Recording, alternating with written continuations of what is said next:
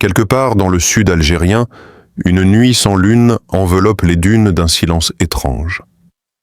Le ciel est clair, mais au sol, les radars bourdonnent. Sur la piste militaire de Regan, un mastodonte gris surgit dans le noir, un avion cargo chinois, de ceux qu'on ne voit que dans les missions les plus confidentielles. À son bord, une caisse scellée surveillée par 8 hommes en combinaison blindée, estampillée d'un sigle inconnu, gravé à la main, presque religieux. Il ne s'agit pas d'un simple envoi. C'est une offrande, ou un pacte. En quelques heures, les renseignements occidentaux s'agitent. À Paris, un rapport confidentiel atterrit sur le bureau de l'Élysée.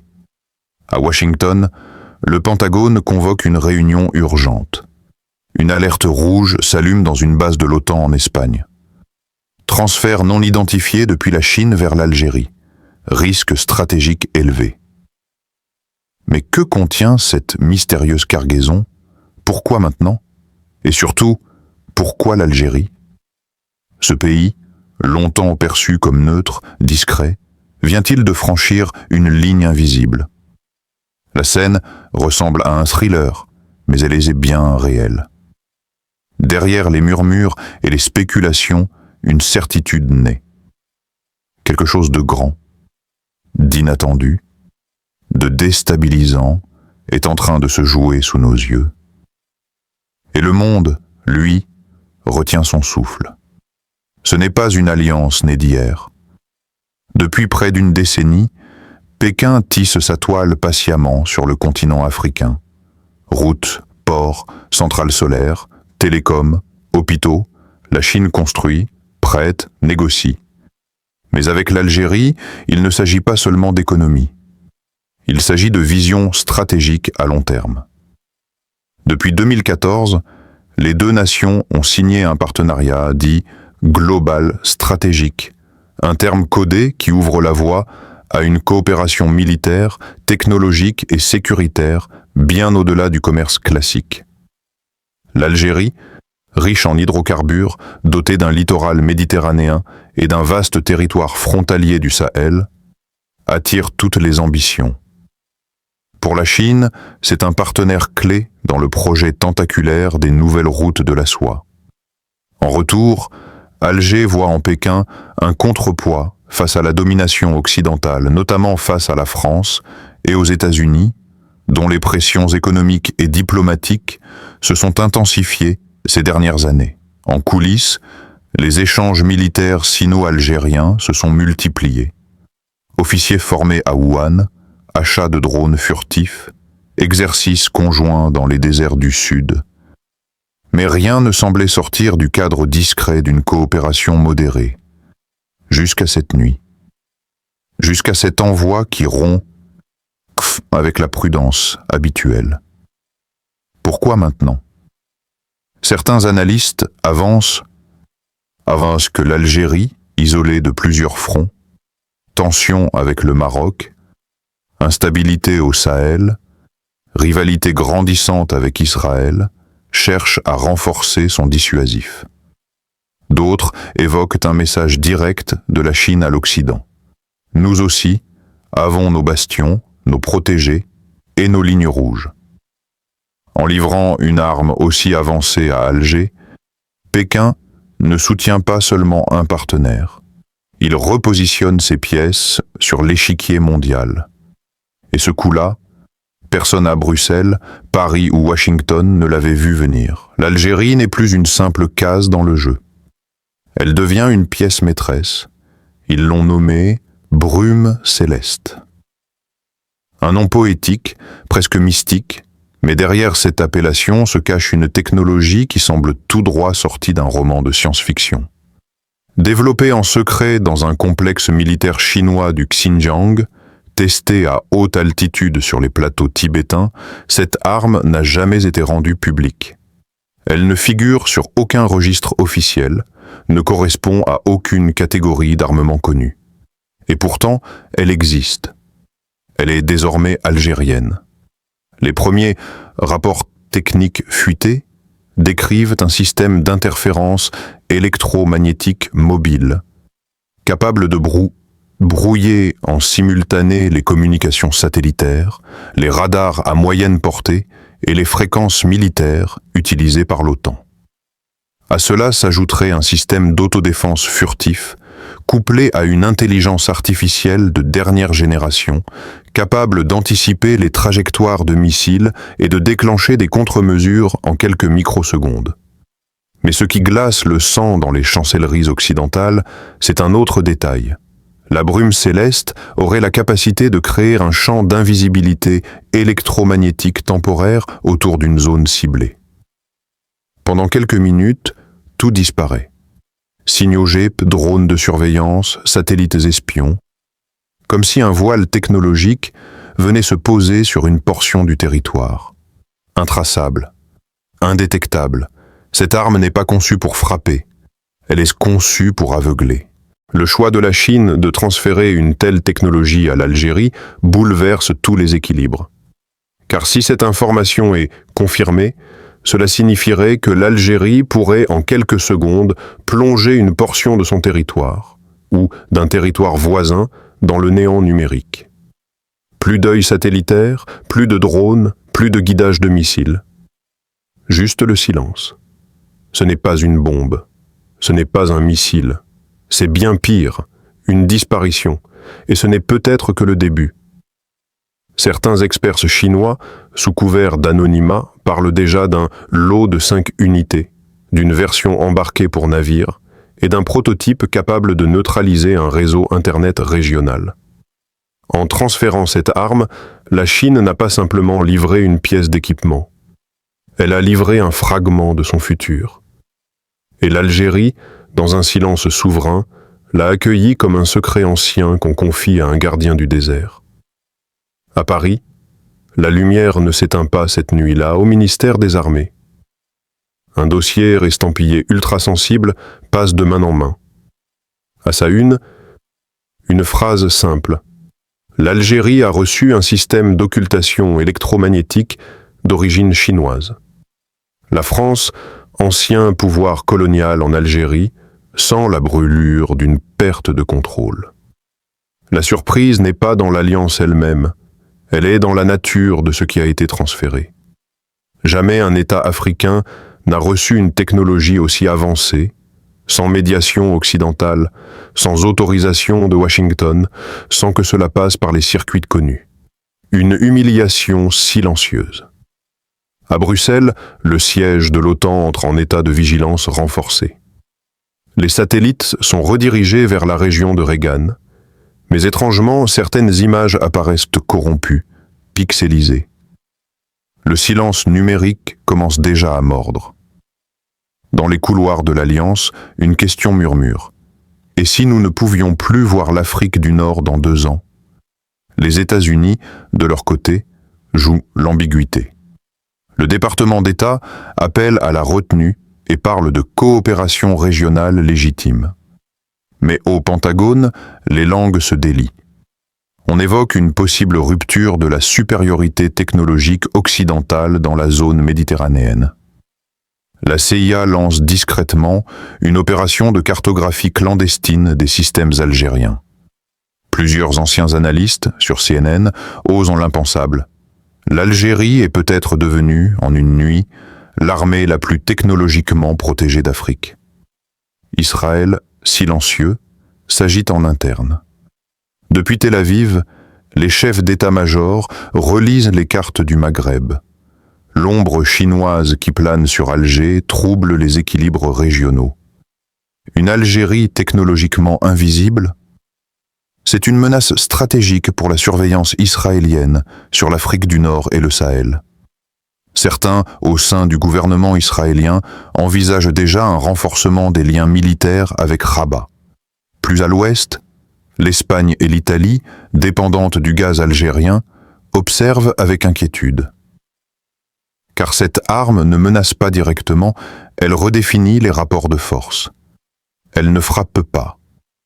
Elle empêche d'anticiper. Et cela suffit à déclencher la peur. Ce n'est plus seulement une affaire algéro-chinoise. C'est désormais une question d'équilibre global. Une brèche vient de s'ouvrir dans la forteresse occidentale, et personne ne sait jusqu'où elle s'étendra. L'Algérie n'a jamais crié sa puissance.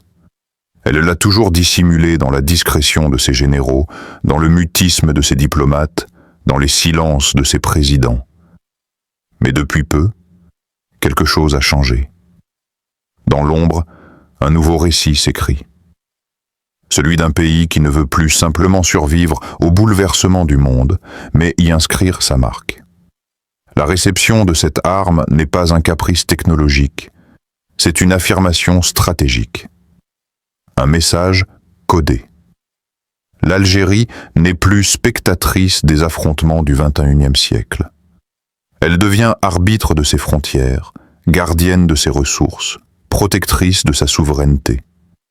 Face à un Maroc surarmé, devenu bras armé d'Israël dans le Maghreb, face à une France qui multiplie les discours ambigus sur la présence russe et chinoise dans la région, face à des États-Unis qui surveillent chaque mouvement au Sahel, Alger resserre son cercle.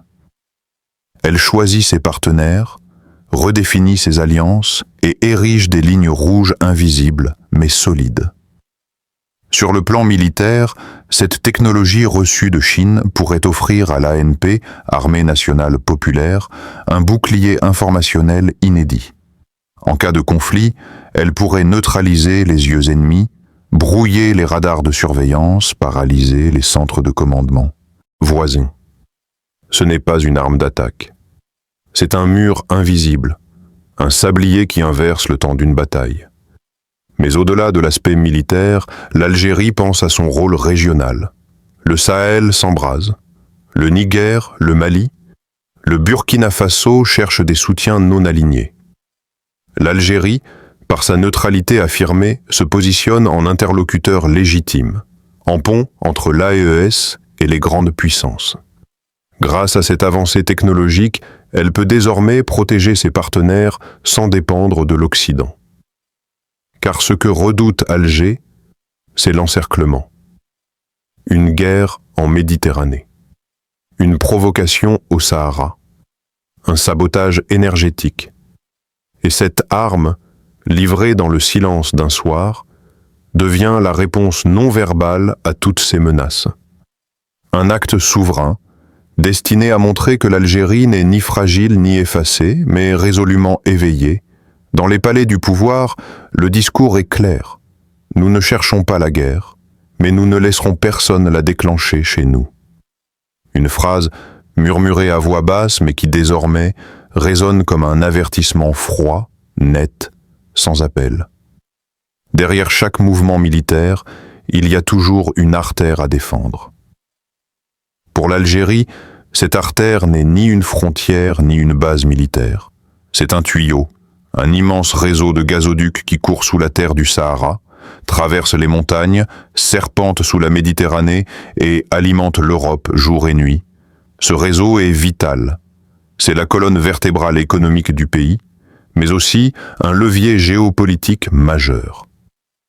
Depuis la guerre en Ukraine et la coupure des flux russes, l'Algérie est devenue la seconde source stratégique d'approvisionnement en gaz pour plusieurs pays européens, notamment l'Espagne et l'Italie. Ce statut lui confère un poids nouveau, mais aussi un danger accru, car ce qui est vital devient vulnérable. Une attaque, une cyberopération, une manipulation satellitaire, et tout peut basculer. C'est ici que l'arme livrée par la Chine prend tout son sens. Elle ne protège pas seulement une base ou un secret militaire. Elle pourrait être utilisée pour brouiller toute tentative de repérage ou de sabotage des infrastructures énergétiques stratégiques, les stations de compression, les points de raccordement, les ports gaziers, les terminaux méthaniers. Invisible, le système de dissimulation électromagnétique devient un bouclier énergétique. Imaginez un scénario de tension avec un pays frontalier ou un acteur étranger. Un drone ennemi tente de localiser une station clé dans le sud algérien. Soudain, silence. Aucun signal, aucune image. L'appareil dérive, aveugle, incapable de transmettre. L'attaque échoue avant même d'avoir commencé. Et cela va plus loin. Car protéger ses ressources, c'est aussi affirmer son indépendance. L'Algérie refuse désormais les dictats d'un marché énergétique contrôlé par Bruxelles ou Washington. En s'équipant d'une telle technologie, elle reprend le contrôle non seulement sur ses territoires, mais sur la négociation de ses ressources. L'arme chinoise n'est donc pas une fin en soi. C'est un outil de souveraineté économique, une sentinelle invisible postée sur les veines de gaz et de pétrole du désert. L'Algérie ne se contente plus d'exploiter ses richesses. Elle les défend, silencieusement, férocement. Les ondes de choc ne s'arrêtent pas aux frontières de l'Algérie. Ce que beaucoup prenaient pour une livraison isolée devient un signal mondial. À Moscou, le Kremlin salue un acte de souveraineté technologique dans le cadre du nouvel équilibre multipolaire. À Pékin, aucun communiqué officiel, seulement un sourire glissé entre deux réunions. La Chine, fidèle à son art du jeu long, laisse le monde deviner. Mais à Ankara, à Téhéran, à Pretoria, à New Delhi, l'événement est scruté avec une attention presque métaphysique. Un pays du Sud vient de recevoir une technologie que même certains alliés de l'OTAN n'ont jamais approchée. Ce geste redéfinit les cercles d'influence. Il confirme une intuition. Le pouvoir ne se mesure plus seulement en nombre de têtes nucléaires ou en sièges au G7. Il se mesure en capacité à rendre l'adversaire aveugle. L'Union africaine se réunit en urgence. Plusieurs chefs d'État évoquent un tournant historique. L'ère des dépendances stratégiques pourrait toucher à sa fin. Le Mali, le Niger, l'Éthiopie observent avec espoir. L'idée d'un continent technologiquement souverain, appuyé par des partenaires non coloniaux, devient tangible. Mais pour d'autres, c'est une menace. Israël renforce son réseau d'espionnage au Maghreb. La France, discrètement, réactive d'anciennes cellules dormantes. Les États-Unis, eux, hésitent. Doivent-ils contrer cette avancée par une opération secrète ou dialoguer avec un nouvel acteur stratégique qu'ils ne peuvent plus ignorer? Dans les couloirs feutrés de l'ONU, une réunion est convoquée. Sujet: nouvel équilibre militaire en Afrique du Nord. Derrière les discours feutrés, un mot circule de plus en plus. Déséquilibre. La nuit est tombée sur In Amenas. Le vent soulève des volutes de sable, efface les empreintes, dissimule les traces. À l'horizon, une lumière froide perce brièvement l'obscurité, puis s'éteint. Aucun bruit, aucun impact, aucune explosion. Et pourtant, quelque chose vient de se produire. Une expérience, un test, un seuil franchi. Dans un bunker enterré sous la roche, un écran s'éclaire.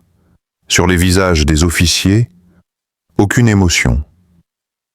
L'algorithme a répondu. Le champ s'est activé. Durant 3 minutes, une zone de 50 km² est devenue invisible aux satellites. Aucune transmission ne l'a traversée, aucun signal ne l'a quitté. Le désert a cessé d'exister. Aucune revendication ne sera faite. Aucun communiqué ne paraîtra.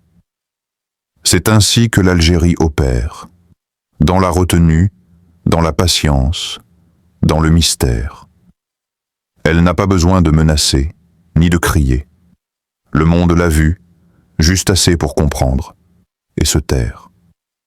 À Pékin, un vieux général aurait murmuré « Le sabre le plus tranchant est celui qu'on ne voit jamais. » Et ce sabre est désormais entre les mains d'Alger. Ce n'est pas seulement une arme qui a été livrée. C'est une ère qui commence. Une époque où les nations du Sud ne demandent plus la permission. Une époque où les anciens équilibres chancellent non par la force brute mais par l'intelligence, la technologie et l'audace stratégique. Alors que le reste du monde dort, une rumeur traverse les couloirs des puissances. Et si le XXIe siècle ne se jouait pas à Washington, ni à Paris, mais quelque part, entre Pékin et le Hogar? Dans le silence du désert, sous les étoiles figées, l'Algérie ne parle pas. Elle avance, lentement, inexorablement, et l'Occident pour la première fois regarde, sans pouvoir voir.